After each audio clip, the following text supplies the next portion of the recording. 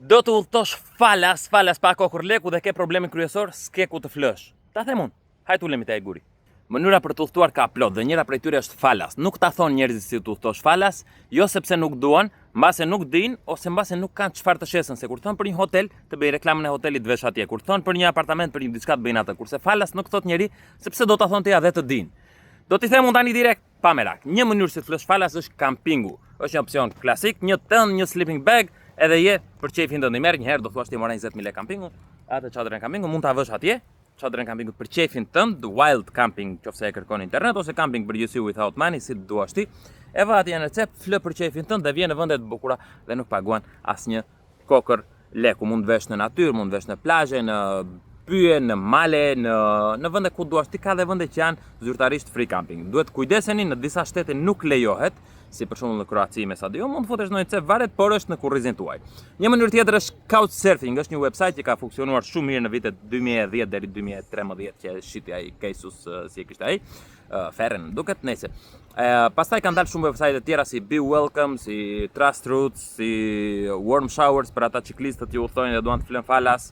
Ka shumë mënyra, domethënë si couchers, Be Welcome, janë disa, po Couchsurfing është ajo kryesore. Ka dhe faqe në Facebook. U shkruan njerëzve, përshëndetje, jam filani, po bëj një udhëtim nëpër Europë dhe dua të flë një 2 ditë të shtëpia jote, të vit flë, dhe disa njerëz të thon po, mbase jo të gjithë, po ka disa njerëz që të thon po, dhe disa sigurove për shembull në Rom, në Milano, në disa vende 2 ditë falas të flësh te dikush. Dhe është falas, është një ide e shkëmbimit kulturor, ti thua ca gjëra për Shqipërinë, ai thot ca gjëra për vendin, nuk është në vend të hotelit, mos prit atje që do të sjellin të gjitha gjërat e mira, por do të takosh vendas dhe mësosh atë vendin fiks se si është, për shembull vajten Bolonjë do të tregojnë fiks vendin se si është. Një mënyrë tjetër është që është edhe shqiptare të rrish me njerëzit e tu, pra me njerëzit e afërt. Pra vajte ti në Itali në Rom, se ke kushëririn e parë të kushëririt të parë, do të maj falas ai bukur, do të maj falas dhe kur vi ai në Tiranë, meqenëse ai është nga fshati, mbahet i falas. Dhe sapo e zgjidhe me njerëzit e tu, është çike e vështirë sepse ne e bëjmë sikur të mbajmë, po pastaj thon hajde se do të mbaun edhe sa kam dëgjuar që hajde në Kanada se do të mbaun, kur vjen Kanada nxjerr për jashtë pas 3 ditësh. Nëse mohabetet tuaja, po mund ta gjesh ato. Një tjetër është work exchange, vetë ti punon në një vend, edhe ti japin vendin falas. Pra vetë në jug të Shqipërisë, po s'është tjetër të Shqipërisë, mund të jetë Majorka. Në Bear punon atje dhe të mbajnë falas. Një tjetër është vullnetarizmi që nuk të paguajnë, po sidoqoftë ti mund vesh për shembull të marrësh elefantat këtu në Tajland, ti lash, ti fshish, tu tregosh turistëve dhe ata t'japin ushqimin falas, fjetin falas, edhe në një lek mase. House sitting është një tjetër për ata njerëzit që udhtojnë dhe duan që ti mbash shtëpinë, pra ta ruash ti shtëpinë, edhe e fundit meqense jemi dhe në Shqipëri, janë manastiret, tempujt dhe vendet fetare që mund vesh të rrish sa të duash falas se të pranojnë. Okej, këto janë kryesoret. Ka dhe të tjera do thosh ti, po varet nga oreksi, varet nga njeriu dhe varet nga sa do të rrezikosh që të flësh falas. Një tjetër për shembull janë universitetet dhe konviktet universitare. Nëse ti del një xhiro si te QS-ja shqiptare po në vende ndryshme në Bratislava në këto, edhe të pyesin njerëzit ku do flësh, u thua nuk e di dhe ca prej tyre të thon hajde. Siç është gjithashtu dhe në lokale që kanë provuar në disa shtete, sidomos këto lindoret europiane, të cilave ti vetë me çantë në darkë del një xhiro në qendër, në lokal, mbase në qendër të qytetit. Për shembull vjen një njeri e thotë përshëndetje, ku ça bën me ça merresh, ku do flësonte thotë se të shikon me ça, nuk e di, thua se kanë vendosur akoma. Edhe pas një muhabeti një 10 minutash që ti të krijosh atë besimin, se do të krijosh atë besimin normalisht, thotë mund të flësh nga shtëpia ime po do, edhe ti sapo e gjete një vend për të fjetur, super vend. Një tjetër mënyrë që e kam menduar me kohë, e kam bërë disa herë domethënë, është overnight transporti gjatë natës pra ti për shembull, nëse nisesh, e bën me tren po duash, e bën me autobus, nëse ti nisesh në 9 të darkës, në 10 darkës, në 12 kur do flësh, tek të marrësh hotel. Ti nisesh me autobus, ka qenë një herë një kohë kur fut Flixbusi në Itali me 1 euro. Hipje ku doje, zbrisje ku doje. Bie Napoli, Venecia, zgjohesh nesërmen i karikuar gati në Venecia për shembull. Dhe në vend flije në Napoli atë një natë dhe harxhoje lekët me 1 euro veje flije në Venecia. Shikoj Venecion tër ditën, hipja prapë në darkë flije në autobus, jo dhe aq mirë në autobus, po autobus është punë e madhe dhe të nesërmen zgjohesh prapë në Napoli dhe isha atje ku ishte fillim, po 2 net fjetë me nga 1 euro nata. S'është falas, po është me nga 1 euro nata. Një tjetër që nuk është legale në çdo vend dhe ua rekomandoj vetëm po të dini na këto muhabete, është ilegale në disa vende, po është imorale mbase në disa tjera varet në ç'lloj mendimi ke për subscription, është squatting, që ti vete në vende të braktisura, të abandonuara siç i thonë në fjalor ta gjysmë shqip, gjysmë anglisht.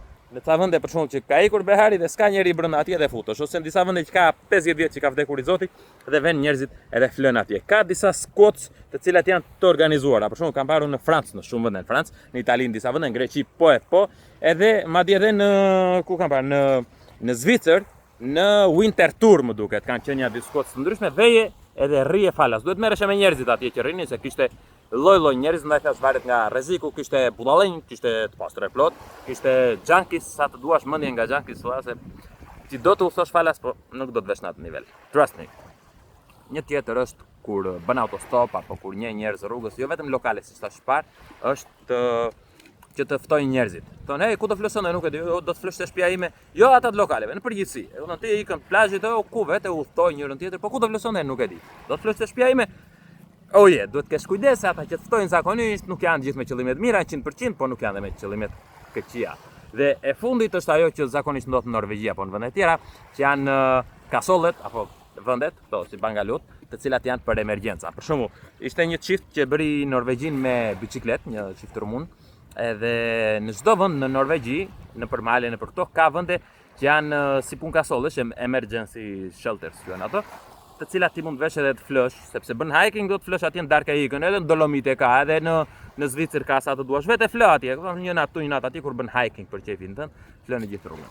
Mënyra të udhëtosh falas ka sa të duash. Kjo është pjesa e fjetjes, në një pjesë tjetër do themi edhe për ushqimin falas, në një tjetër do themi edhe për transportin falas, do s'keni më, vetëm bësh qef, edhe këto janë. Do shikojmë gjithë atë era tjetër. Po nëse do të udhëtosh, nuk ka më justifikimi. Justifikimi vetëm është që s'dua, po u them njerëzve që dua, se shiko se dua të udhtoj u të bie botës, po si ta bëj këtë se s'kam lek.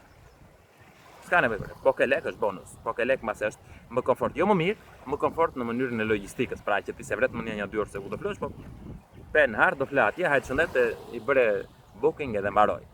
Por është një eksperiencë që të paktën nëse je në 20-at e tua duhet ta provosh minimumi 3 muajsh në jetë që të di se çfarë bëhet. Sot për sot ne nuk bëjmë as ushtri, nuk bëjmë asgjë. Dhe s'di më, nuk e di, si po thot, nuk e di. Si tu thoj nuk e di. Kam qenë një herë në Rom 2 ditë. Çfarë bësh Rom 2 ditë? Duhet të biesh Europës paktën ja 3 muaj në vit. Po sikur do një herë ti biesh 3 muaj vërtet në vend të ushtrisë, meqense e kam hequr, e kemi hequr të mësosh ca gjëra, të mësosh që po gjuhë huaja, të gjitha gjërat që mëson njeriu në udhtim, duhet të mësosh në udhtim. Dhe udhtimi mund filloj me sa lek të kesh. Të them unë udhto falas, unë të them nëse s'ke lek, mund të udhtosh dhe pa lek. Nëse ke lek pastaj hipi aeroplanit dhe janë në vende më të bukura, siç është ky vendi këtu i Tajlandës. E kuptove situatën? Pra me pak fjalë, mund të vish në vende si këto të ushqesh elefantët, apo të vesh në Nepal të ushqesh të pastrehet, apo të vesh në vullneta. Edhe fjetjen e ke falas, do thosh ti spaguhesh, po dhe spaguan. Paguan avioni, po transportish në një video tjetër. Ka mënyra plot sa të duash, rëndësi ka të duash. Mendoje një herë, shikoje, edhe nëse vërtet do të udhtosh si me lek si pa lek. Dhe po si ditë të tëra më shkruaj një koment edhe ta shpjegoj ju pa merak. Po dini në një mënyrë tjetër të udhtoni falas, të flini falas, ma thoni dhe mua, se do ta di për vete. Shëndet.